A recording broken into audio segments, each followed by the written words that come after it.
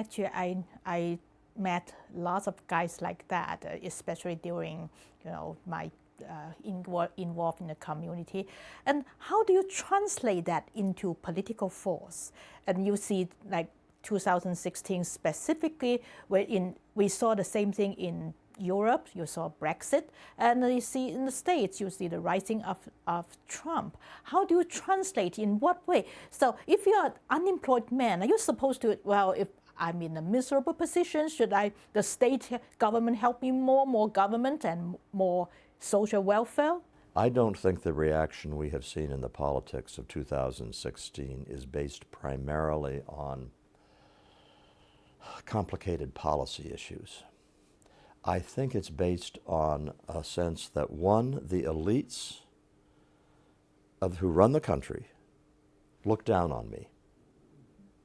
They don't respect me, they think I'm stupid, they don't care about me, and they themselves are making lots of money, living in big houses, buying fancy cars, and I'm angry at that.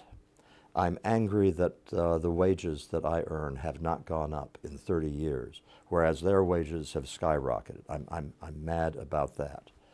And I'm really angry that they are letting lots and lots of low-skilled immigrants into the country who are competing for jobs and working for less than I used to make. So I think that there is a huge anger at the upper class that has fueled the rise of Donald Trump. And if it hadn't been Donald Trump, it would have been someone else. In many ways, Donald Trump is not the right person to lead that movement because he doesn't share any of the experiences of the angered working class. But I think they were ready for any kind of weapon. Any person who would, as we say, stick it to the man, who would give voice to their frustration and their anger and their grievances. Actually, what I remember David Brooks said in Bobos in Paradise, he listed a bunch of guys, even they are rich, they are not part of the Bobos, and the first name is Donald Trump. In what way Donald Trump filled that void? Donald Trump is not a Bobo, as David Brooks defined Bobos, which is to say, he doesn't care about the ideas that the Bobos care about.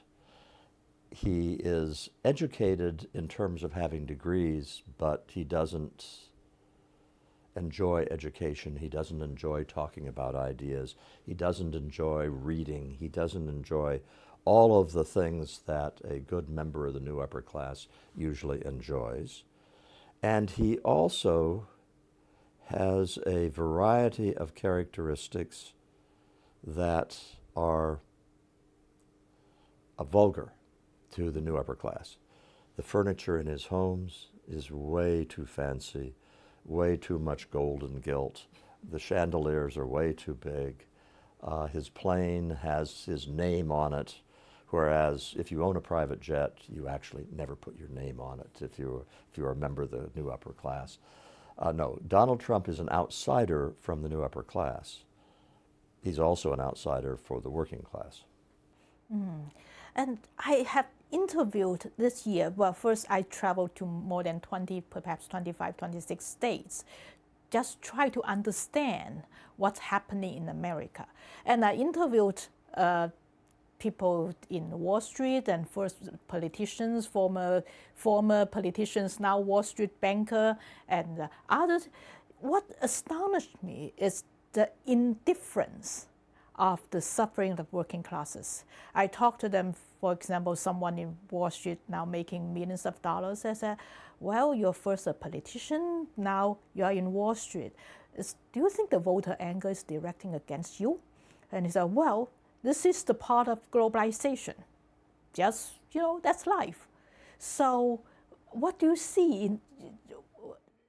A person who talks about being in politics and then transitioning into Wall Street and making a lot of money, and that's just the way it works, is openly expressing a kind of contempt for people who have ordinary jobs.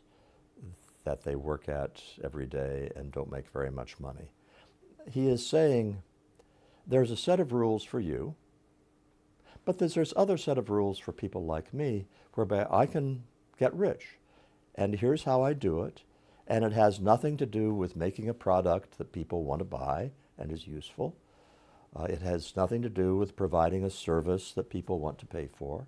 It has to do with being connected politically and has to do with these high finance ways of making money which don't make much sense to ordinary Americans. I can understand why a working class American who sees a politician turned business person who talks like that, seeing that person and despising him. It's a very natural reaction. I kind of despise him and I don't even know who it is.